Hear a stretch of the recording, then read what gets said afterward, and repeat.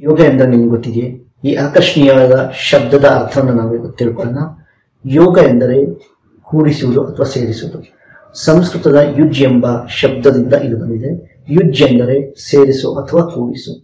ಭಗವದ್ಗೀತೆಯಲ್ಲಿ ಕೃಷ್ಣ ಯೋಗ ಕರ್ಮಸು ಕೌಶಲ್ಯಂ ಅಂತ ಹೇಳಿದ್ದಾನೆ. ಅಂದರೆ ಸೇರಿಸು ಅಥವಾ ಯೋಗದಿಂದ ಶರೀರ ಮತ್ತು ಮನಸ್ಸನ್ನು ಸೇರಿಸಿ ಮಾಡುವ ಕ್ರಿಯೆಯಿಂದ ಅಥವಾ ಕಾರ್ಯವನ್ನು ಮಾಡಿದಾಗ ಶರೀರ ಮನಸ್ಸು ಸೇರಿಸಿ ಮಾಡಿದ ಕಾರ್ಯ ಅತ್ಯುತ್ತಮವಾದ ಫಲವನ್ನು ಕೊಡುತ್ತೆ. ಹಾಗಾಗಿ ಅದನ್ನ ಯೋಗ ಕರ್ಮಸು ಕೌಶಲ್ಯ ಯೋಗ ಅಂತ ಕರೀಬಹುದು. ಇನ್ನು ದಿನನಿತ್ಯ ಬಳಕೆಯಲ್ಲಿ ನಾವು ಯೋಗ ಅಂದ್ರೆ ಒಂದನ್ನು ಮಾತ್ರ ಹೇಳ್ತೀವಿ, ಆಸನ. ಈ ಯೋಗ ಎಂದರೆ ಅಷ್ಟ ಅಂಗಗಳನ್ನು ಒಳಗೊಂಡಿರುವುದು. ಅದ್ಯಾವುದು? ಯಮ, ನಿಯಮ, ಆಸನ, ಪ್ರಾಣಾಯಾಮ, ಪ್ರತ್ಯಾಹಾರ, ಧ್ಯಾನ, ಧಾರಣ, ಸಮಾಧಿ. ಈ 8 ಅಂಗಗಳನ್ನು ಒಳಗೊಂಡಿರೋದಕ್ಕೆ ಯೋಗ ಅಂತಾರೆ. ಆದರೆ ಇಂದಿನ ಆಧುನಿಕ ಜೀವನದಲ್ಲಿ ನಾವು ಆಸನಗಳನ್ನು ಅಂದ್ರೆ ದೈಹಿಕವಾಗಿ ಮಾಡುವಂತಹ ಆಸನಗಳನ್ನು ಮಾತ್ರ ಯೋಗ ಅಂತ ಪರಿಗಣಿಸ್ತೀವಿ. ಅದು ಸರಿಯೇ, ಹೌದು. ಇಂದಿನ ಯುಗಕ್ಕೆ ಅಂದ್ರೆ ವೇಗದ ಅಥವಾ ಪೈಪೋಟಿ ಯುಗಕ್ಕೆ ಆಸನಗಳು ಅತ್ಯಗತ್ಯವಾಗಿ ಬೇಕಾಗಿದೆ. ಯಾಕಂದ್ರೆ ಶರೀರವನ್ನ ದೃಢವಾಗಿ ಇಟ್ಕೊಳ್ಳೋಕೆ ಯೋಗಾಸನ ಮಾಡಬೇಕು.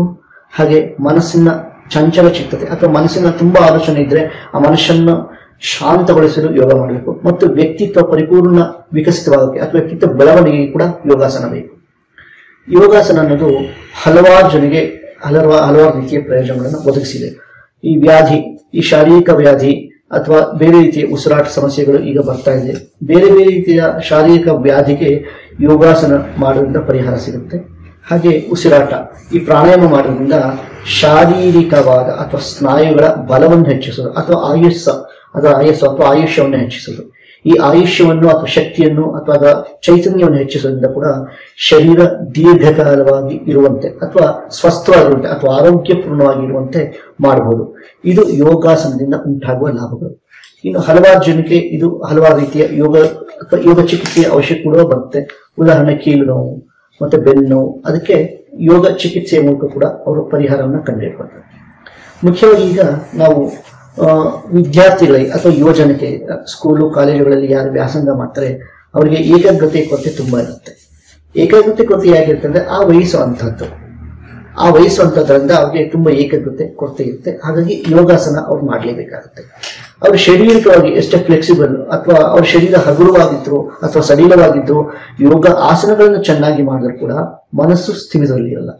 ಮನಸ್ಸು ಹಲವಾರು ವಿಚಾರಗಳು ಹರಿತಾ ಇರುತ್ತೆ. ಇದನ್ನ ನೋಡು, ಅದನ್ನ ಕೇಳು, ಅದನ್ನ ನೋಡು, ಇನ್ನೇನೋ ಸ್ನೇಹಿತರು ಹೇಳಿದ್ದು, ಟೀಚರ್ಸ್ ಹೇಳಿದ್ದು, ತಂದೆ ತಾಯಿಗಳು ಹೇಳಿದ್ದು, ಎಲ್ಲಾ ವಿಚಾರಗಳು ಹರಿದಾಡ್ತಾ ಇರುತ್ತೆ.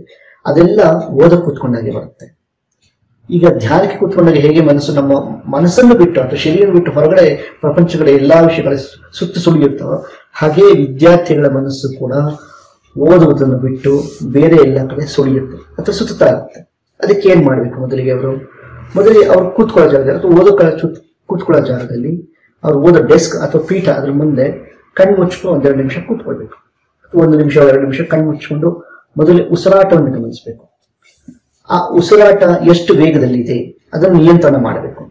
ತುಂಬಾ ವೇಗವಾಗಿ ಉಸಿರಾಟ ಆಗ್ತಿದ್ರೆ ಆಲೋಚನೆಗಳು ತುಂಬಾ ವೇಗವಾಗಿರುತ್ತೆ, ಏಕಾಗ್ರತೆ ಭಂಗ ಇರುತ್ತೆ. ಆ ಉಸಿರಾಟನ ನಿಧಾನಕ್ಕೆ ಶ್ವಾಸ ತಗೊಳ್ಬೇಕು ಅಥವಾ ನಿಧಾನವಾಗಿ ಉಸಿರು ತಗೊಳ್ಬೇಕು, ನಿಧಾನವಾಗಿ ಉಸಿರು ಬಿಡಬೇಕು. ಈ ರೀತಿ ನಿಧಾನವಾಗಿ ಉಸಿರು ತಗೊಂಡು ಉಸಿರಾಟ ಮಾಡಿದಾಗ ಉಸಿರನ್ನು ಬಿಡುವುದರಿಂದ ಮನಸ್ಸು ಶಾಂತವಾಗುತ್ತೆ. ಮನಸ್ಸು ತುಂಬಾ ನಿಧಾನಕ್ಕೆ ಶಾಂತವಾಗುತ್ತೆ. ಆ ಶಾಂತವಾದ ಮನಸ್ಸು ಶರೀರದ ಒಳಗೆ ಅಥವಾ ಶರೀರದೊಂದೇ ಐಕ್ಯ ಆಗುತ್ತೆ ಅಥವಾ ಸೇರ್ಕೊಳ್ಳುತ್ತೆ ಅಥವಾ ಕೂಡುತ್ತೆ. ಈ ಶರೀರ ಮತ್ತು ಮನಸ್ಸು ಕೂಡಿಸಿ ಅಥವಾ ಒಂದಾಗಿಸಿ ಅಥವಾ ಸೇರಿಸಿ ಓದಿದಾಗ, ವ್ಯಾಸಂಗ ಮಾಡಿದಾಗ ಅವರಿಗೆ ಆ ಓದು ಜ್ಞಾಪಕದಲ್ಲಿ ಉಳಿಯುತ್ತೆ ಅಥವಾ ನೆನಪಿನ ಶಕ್ತಿಯಲ್ಲಿ ಉಳಿಯುತ್ತೆ. ಬಹುಕಾಲ ಅದು ನೆನಪು ಉಳಿಯುತ್ತೆ. ಹಾಗಾಗಿ ಅವ್ರಿಗೆ ಈ ಪರೀಕ್ಷೆಗಳಲ್ಲಿ ಹೆಚ್ಚಿನ ಅಂಕ ಬರೆಯೋದಾಗೆ ಅಥವಾ ಅದು ತುಂಬಾ ಕಾಲ ನೆನಪಿನ ಶಕ್ತಿಯಲ್ಲಿ ಉಳ್ಕೊಳ್ಳುತ್ತೆ. ಮೆಮೊರಿ ಪವರ್ ಅಂತ ಏನ್ ಹೇಳ್ತಾರೆ, ಅಥವಾ ಸುಪ್ತ ಮನಸ್ಸಿನಲ್ಲಿ ಅದು ಉಳ್ಕೊಳ್ಳುತ್ತೆ. ಮುಂದೆ ಅವರು ಉದಾಹರಣೆಗೆ ಯಾರು ಅಧ್ಯಾಪಕರಾಗ್ತಾರೆ ಕಾಲೇಜು ಸ್ಕೂಲಲ್ಲಿ, ಅವ್ರು ಯಾವ ಓದಿದ್ದೆಲ್ಲ ನೆನಪು ಬರ್ತಾ ಇರುತ್ತೆ ಅಥವಾ ನೆನಪಿಸ್ಕೊಂಡು ಹೇಳಬಹುದು. ಅವರು ಆ ತರ ಇರುತ್ತೆ. ಅವ್ರ ಗುರುಗಳು ಪಾಠ ಮಾಡಿದ್ದು, ಅವ್ರು ಅದನ್ನು ನೆನೆಸ್ಕೊಂಡಿದ್ದು, ಇದೆಲ್ಲ ಅವ್ರಿಗೆ ತುಂಬಾ ಪ್ರಯೋಜನಕಾರಿಯಾಗುತ್ತೆ. ಹಾಗಾಗಿ ಮನಸ್ಸನ್ನ ಶರೀರದೊಂದು ಸೇರಿಸಿ ಮಾಡುವ ಕ್ರಿಯೆ ಯೋಗ ಅನಿಸ್ಕೊಳ್ತೆ.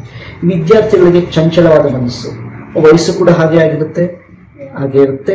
ಹಾಗಾಗಿ ಅವರು ಓದಕ್ಕಿಂತ ಮೊದಲು ಈ ಡೆಸ್ಕ್ ಅವ್ರು ಏನು ಓದೋ ಸ್ಥಳ ಇರುತ್ತೆ, ಓದೋ ಜಾಗ ಇರುತ್ತೆ, ಅದ್ರಲ್ಲಿ ಕೂತ್ಕೊಂಡು ಉಸಿರಾಟವನ್ನು ಮೊದಲು ಶಾಂತ ಮಾಡಬೇಕು. ನಿಧಾನ ಶ್ವಾಸ ತಗೊಂಡು ನಿಧಾನ ಶ್ವಾಸ ಬಿಟ್ಟು ಇದನ್ನ 1-2 ನಿಮಿಷಗಳ ಕಾಲ ಮಾಡಿದ್ರೆ ಮನಸ್ಸು ಶಾಂತವಾಗುತ್ತೆ. ಆ ನಂತರ ಅವರು ಯಾವುದೋ ಒಂದು ಅವ್ರಿಗೆ ಇಷ್ಟವಾದ ಮಂತ್ರ ಅಥವಾ ವಾಗ್ದೇವಿದೋ ಸರಸ್ವತಿಯೋ ಯಾವುದೋ ಒಂದು ಮಂತ್ರವನ್ನು ಮಾನಸಿಕವಾಗಿ ಹೇಳ್ಕೊಂಡು ಅಥವಾ ಸ್ಮರಣೆ ಮಾಡಿಕೊಂಡು ಯಾವ ವಿಷಯವನ್ನು ಓದಬೇಕು ಅದನ್ನ ಮನಸ್ಸಿಗೆ ತಂದುಕೊಳ್ಬೇಕು. ಯಾವ ವಿಷಯ, ಈ ವಿಜ್ಞಾನ ಓದೋದು ಅಥವಾ ಗಣಿತ ಲೆಕ್ಕಾಚಾರ ಬಿಡಿಸೋದು ಅಥವಾ ಸಮಾಜ, ಬೇರೆ ಬೇರೆ ಯಾವುದೋ ಒಂದು ಸಬ್ಜೆಕ್ಟ್ ಅಥವಾ ಇಂಗ್ಲಿಷ್ ಕನ್ನಡ ಆ ಥರ ಯಾವುದೋ ಒಂದು ವಿಷಯವಾದ ಮೊದಲು ಅದನ್ನ ನನ್ನ ಮನಸ್ಸಿಗೆ ದೃಢ ಮಾಡ್ಕೊಳ್ಬೇಕು. ಈ ವಿಷಯವನ್ನ ಈಗ ಓದ್ತೀನಿ, ಇದು ನನ್ನ ಮನಸ್ಸಿನಲ್ಲಿ ಉಳಿಯಬೇಕು, ಇದರಿಂದ ನನಗೆ ಪ್ರಯೋಜನ ಆಗಬೇಕು, ಈ ರೀತಿಯ ಒಂದು ಸಂಕಲ್ಪವನ್ನು ಮಾಡ್ಕೊಳ್ಬೇಕು. ಈ ಸಂಕಲ್ಪವನ್ನು ಮಾಡಿ ಅವರು ಓದಕ್ಕೆ ಒಪ್ಕೊಂಡಾಗ ಅದು ಮನಸ್ಸು ಅಥವಾ ಸುಪ್ತ ಮನಸ್ಸಲ್ಲಿ ಉಳ್ಕೊಳ್ಳುತ್ತೆ. ಸುಪ್ತ ಮನಸ್ಸಲ್ಲಿ ಉಳ್ಕೊಂಡು ಅದರ ಪರಿಪೂರ್ಣ ಜ್ಞಾನ ಅವರಿಗೆ ಲಭ್ಯವಾಗುತ್ತೆ. ಆ ಲಭ್ಯವಾಗಿ ಅವರು ಮುಂದುವರೆಗೆ ಅಂದ್ರೆ ಜೀವನದಲ್ಲಿ ಅದು ಮುಂದುವರಿಕೆಗೆ ಆ ಕ್ಲಾಸು ಅದು ಸಹಾಯವಾಗುತ್ತೆ.